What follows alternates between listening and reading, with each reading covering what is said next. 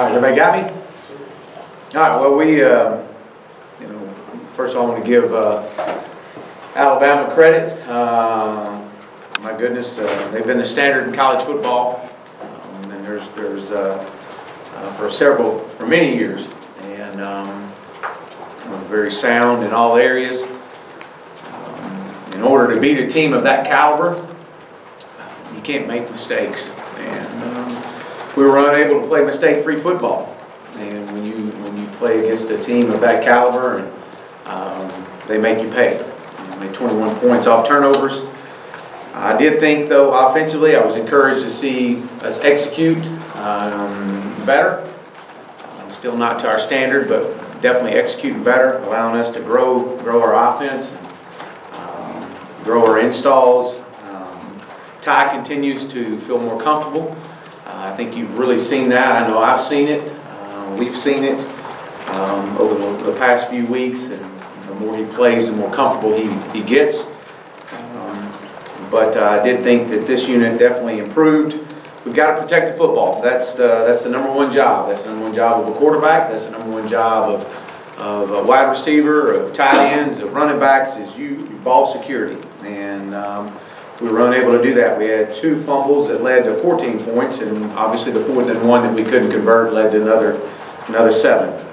Rakeem Boyd continues to improve. It's really good to see his progress still growing. Our tight end production continues to improve. We had 9 explosive plays. We were 5 of 6 in the red zone. We were much better on 3rd down offense, but there's still a lot of room for improvement. Defensively, I did not think we gave ourselves a chance. We got out leveraged starting on the first play of the game, and it happened several times throughout the game. And with a team of that caliber of speed, it doesn't take much to get you out leveraged. We only got them in 6 3rd down opportunities, and when we had opportunities to make plays and make stops, and it didn't go our way on a certain play, we were unable to let that play go and play the next play. And I thought that we let one bad play lead to another bad play, and didn't create turnovers. That's one of the things that we always talk about, is creating a minimum of 3 turnovers. But there were times that there were some good things that happened. There were 4th and 1, and the score was 21-7, and we found a way. We just couldn't be as consistent as we needed to be, especially against a team of that caliber. Special teams, I thought that we neutralized a lot of their strengths. Their return game was explosive as anybody we've seen. I thought we executed our plan. It was good to see Davion get loose, and that's what we've got to have moving forward to help this football team grow and continue to get better. 3rd week in a row, we're playing one of the top offenses in the country, and Ole Miss has an extremely explosive offense that's very experienced. We had 814 yards last week. They do a lot of things that challenge you defensively, but very experienced. Quarterback's experienced, the wide receiving core is experienced. They got 4 returning offensive linemen, so you can see why that they are one of the top red zone offenses in our league and in the country, and also in total offense. Defensively, they've played well. They played well in some games. They've had a few injuries. This caused some setbacks for them, but very, very capable of playing well. When you turn the film on and you watch these guys play, they're very capable. They're a very aggressive style of defense. Create a lot of turnovers. I think they forced 11 turnovers this year, and they're number 2 in our league in red zone defense. So when you get down in the scoring zone, it's tough to come away with points. So we've got our work cut out for us. But as we move forward, and it has been and always will be about the Arkansas Razorbacks, and what makes our program and what makes our great state so special is the tradition and the passion for Razorback football. And not just in Northwest Arkansas, but across our entire state. And I cannot wait to go down to our home stadium at War Memorial there in Little Rock on a Saturday night. And I think it's the first time since 1999 that there will be a night SEC game. We're extremely excited about this, and I know that we're expecting the atmosphere to be incredible. I know the tailgating will be outstanding. The weather's going to be fabulous, But we need you in the stands for kickoff. And we need you loud, we need you excited, and we need this place to be rocking Saturday night at 6:30. And I'm excited about it, but so excited about this football team and moving forward. And with that, I'll open up for questions. Anyone would like to? Chad, 2 questions. First off, do you plan to bus or fly to Little Rock and back? What are your plans travel-wise? We will fly. Okay. There and back. Okay. The second one, when you give up 639 yards, 65 points, do you look at personnel changes potentially on defense? How do you address that? Well, I think you're always looking at personnel changes and you know, competing at different positions. And you know, that whether you gave up 300 yards or 600 yards, you're always looking at how you compete out on the field, and being able to have the competition that you need to have at practice to keep pushing each other and continue to grow. Just one, Brian Wallace's status, and then the other would be just if people start comparing scores, and they'll go to that, Ole Miss getting beat by Alabama 62-7. You kind of warn your team about that, or just say, disregard comparing scores like that. Well, first of all, Brian will be back. We anticipate him coming back, and when you start looking at scores, it's really, there's a lot of different things that play into the mix. I mean, it's about us. It's about us getting better. And how can we focus on our process of just improving every day? And you don't have to look far. I mean, you can look at that. You can look at the records and see. Well, I mean, from their record to our record. I mean, we got a lot of things we need to worry about inside our own house. I want to ask you about the evolution of the offense. How it's come about that 4 weeks ago you didn't do this kind of thing, and then you did it against Alabama. And Ty mentioned that y'all borrowed a play from the Chiefs. So I'm just kind of wondering, how the plan came about last week. Well, I mean, you're always looking for, innovative ideas and things that you look at and to continue to grow. But a lot depends on the comfort zone of Ty and his progress and what he feels like that you can continue to add to him and not overload, not just him, but all our guys. And so, I would say we're probably 30% of the offense is installed, but we'll slowly add to it. But we'll only add to it, as I say every week, is what we can execute and what we feel comfortable with. There's a lot of things we'll go in with on a Tuesday, and we'll take out by Thursday because we just can't execute at the level we need to be at. A couple questions. Our status of depth wall for this week, and also with recruiting in Little Rock. I know there's some stipulations on, I think you can bring recruits there. I don't know if you can, what kind of communication and kind of other stuff you can do. Yeah, recruits can get tickets. We cannot have any interaction with them there at the stadium. We anticipate Devois being back, and we'll know more on Tuesday. They had a game against Ole Miss in 15, and so I guess this was your first year at SMU, and it's called the Henry Heave around here. And I'm wondering, during the course of your week, did you see have you seen any of the highlights? Because it's a 4-game winning streak Arkansas has, and that was kind of the play of the year, that one. Yeah, I've seen the play, and I've had a chance to watch it, and obviously just it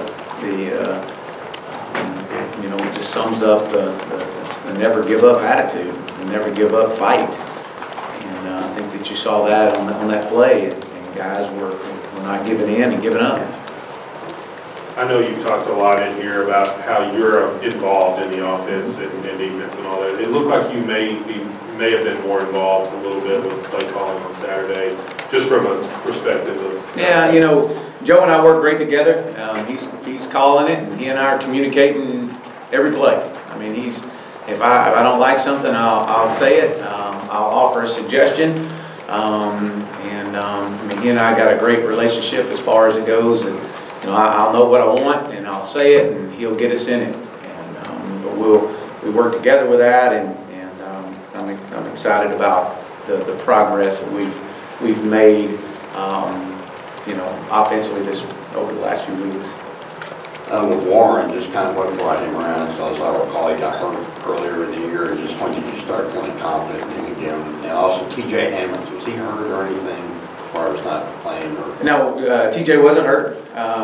We felt like that, obviously the progress of Rakeem and the way he's been playing, and And as far as Davion, it was he got hurt in practice. And it's just really now kind of getting back to his full speed. So continue to, and he's such an electric return guy, and does some really good things to get the ball out on the edge to him. But we need to continue to find ways to get him the ball. Chad, with getting Cole Kelly, having a package for him, in this day and age, if a guy loses a starting job, a lot of times he's transferring, or maybe he's going in. I've seen a lot of guys going to shells or whatever you want to call it. And you've obviously found a good package for Cole. Kind of how'd that evolve, and just how have you thought Cole has handled that whole situation after that really tough game against North Texas? Well, I think when you look at Cole, and I've said it in here, he's a fierce competitor, and he's like all of them. They all want to play. But he has accepted his role. He's become a great team player, very encouraging when you hear him on the sidelines, and encouraging and understanding what his role is, and he's excited about it. And and he'll be the first to tell you he just wants to do what he can to help this team win. And so that says a lot about him. And I got a lot of respect for a guy that has taken on on his role in this football team. A lot of times, the coaching staff not necessarily give up on a guy, but if a guy's not doing what he's supposed to do, he kind of gets pushed back. With CJ, what did you see in him to keep driving him, and how much of the success he's had so far, just to get into that? Yeah, well, first of all, we're not going to give up on anybody. We love each and every one of these young men, and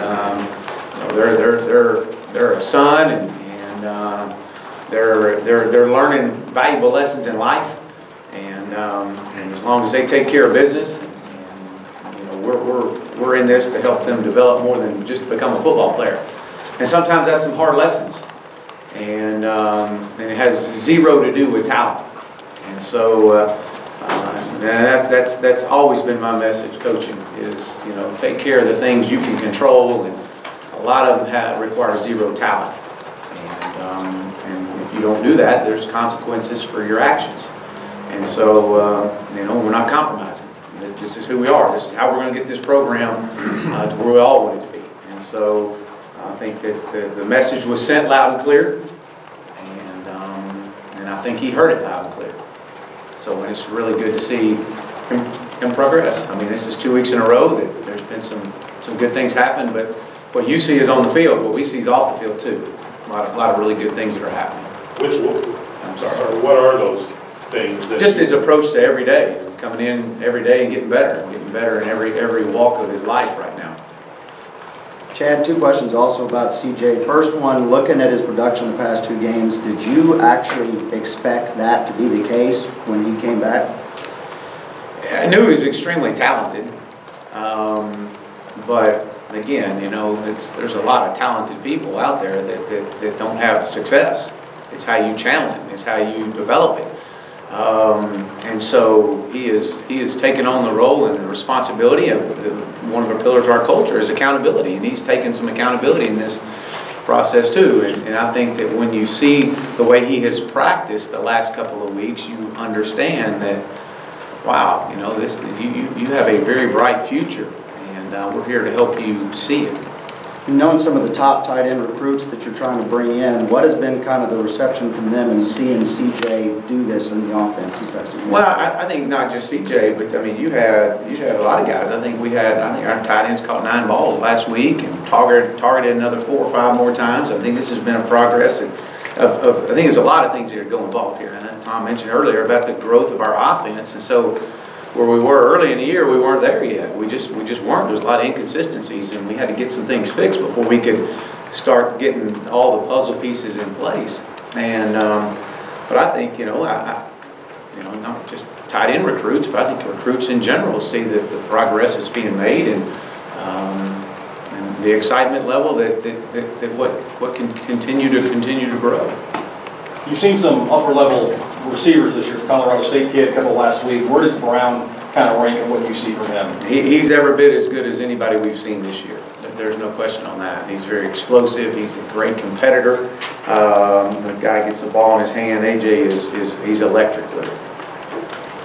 I wanted to follow up on that with the rest of their skill talent. What you think of Tamu and what they're doing offensively, their scheme?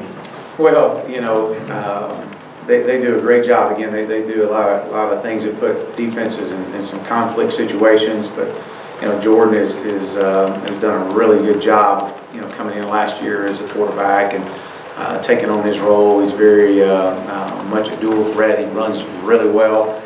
Got really good size. I mean, he's 6'2", 210. Runs well. Does a good job keeping his eyes down the field. That's really kind of when he becomes to where he could hurt you the most, is when he is flushed out of the pocket and his eyes stay down the field. And you got to keep your eyes on those wide receivers if you're a DB. And I mean, you know, this is a guy that's only thrown 67 incompletions all year long. He's almost thrown for 2,000 yards. And, 13 touchdowns and only turned the ball over four times. And so he's playing very effective right now and very impressive.